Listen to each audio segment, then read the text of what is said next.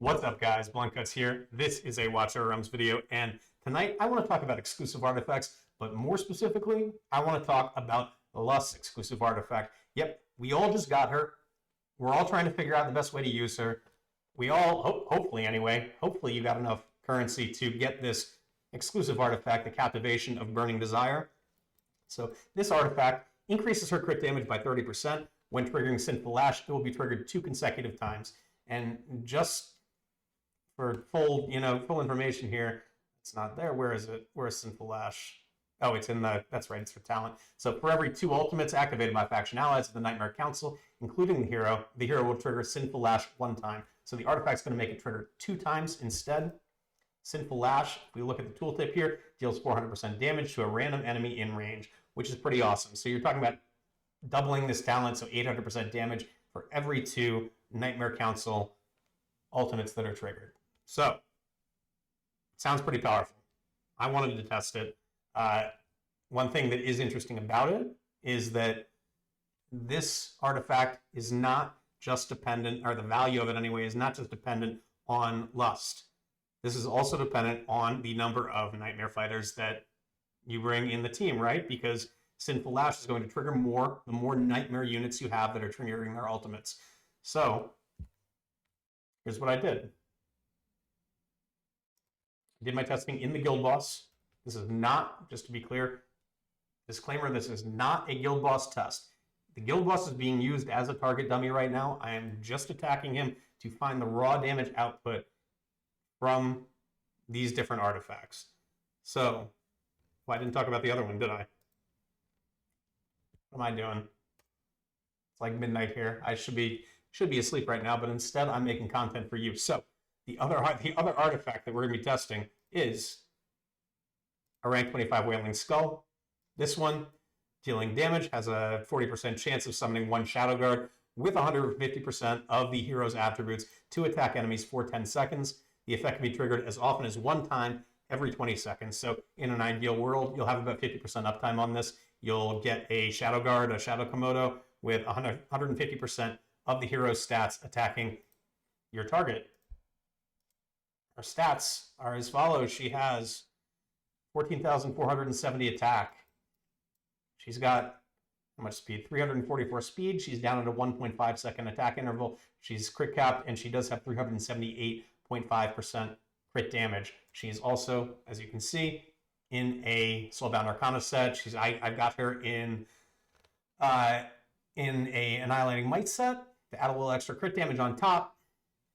Now, one thing to keep in mind, you are going to see a different attack number between when she's wearing the exclusive artifact and when she's wearing the Wailing Skull. The Wailing Skull is rank 25, so it does have extra stats as compared to the level 10 exclusive artifact that we're using. So, in theory, I mean, and just by virtue of the fact that the effect has been ranked up on the Wailing Skull, you would think that the Wailing Skull would outdamage this one pretty solidly. Anyway, let's get back to the test. So, like I was saying, I did this in the Guild Boss. I did it on Nightmare 1. What I did, I brought this team. I did want to bring a Lord in there, not because I necessarily, I guess I could have brought in a non-Lord DPS. However, what I wanted was to have 4 Nightmare units so that I could activate the 4-unit 35% attack speed increase that is inherent for the Nightmare Lords. If you look at their skills, every time a faction ally is deployed, all deployed faction allies gain 5%, 10%, 20%, and 35% attack speed. So you need 4 total units from the Nightmare Council in order to get the full benefit from that skill. And so what I did, oops, we're not doing that. I'm not spending 200 gems on this. We're going to use the playtest mode. I went in, skip that, and drop Lust first every single time. Then I drop Toreador.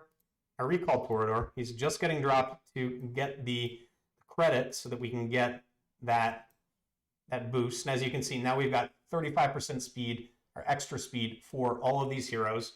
I then dropped in my Vortex. And as you can see, so the way that her rage regen works on this is if she hits somebody else, she's going to have the potential to increase their rage. Although, as I'm saying this, that doesn't really matter for this test because she's increasing other people's rage, not her own. So that really shouldn't be relevant. But what I did was I turned on auto ultimate and I put it on 2 times speed, and I let the run out. Now, because they've got a healer and it's only Nightmare 1, all of these heroes are going to survive the entire time.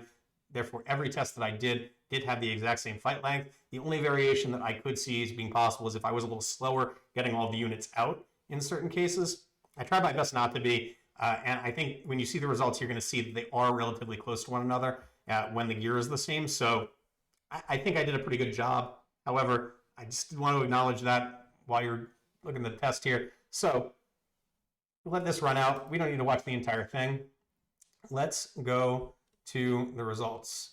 Take a look at that. All right, guys. So this is what I came up with. I did 5 runs each with the level 10 exclusive and also with the Wailing Skull. The average for the level 10 exclusive was 53,339,000. The average for the Wailing Skull was 57,493,000. As you can see in the relative damage chart over here, it is a 7.23% difference. The Wailing Skull is the clear winner in this case. You do see a bit of variation in the Wailing Skull damage, and that's largely due to the RNG that is inherent in the proc rate. It only has a 40% chance to trigger, so you might, once you do get past the internal cooldown, you might have to wait 2, 3, maybe even 4 swings before you do actually get the skull to proc. I think I had her at 1.5 second attack interval, so that could be up to 6 seconds before you get it. So you're going to have some swings in here, but what you do see overall is about a 4 million damage difference on average between these two artifacts, and that is nothing to sneeze at.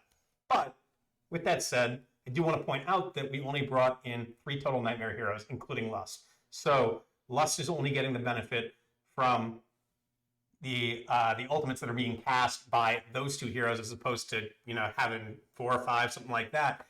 That's going to make a big difference, because at the end of the day, Lust basically benefits from having more Nightmare heroes casting their ultimates more often. So when a Nightmare hero casts its ultimate, it contributes towards her next Sinful Lash, which again, the exclusive is going to double that damage essentially.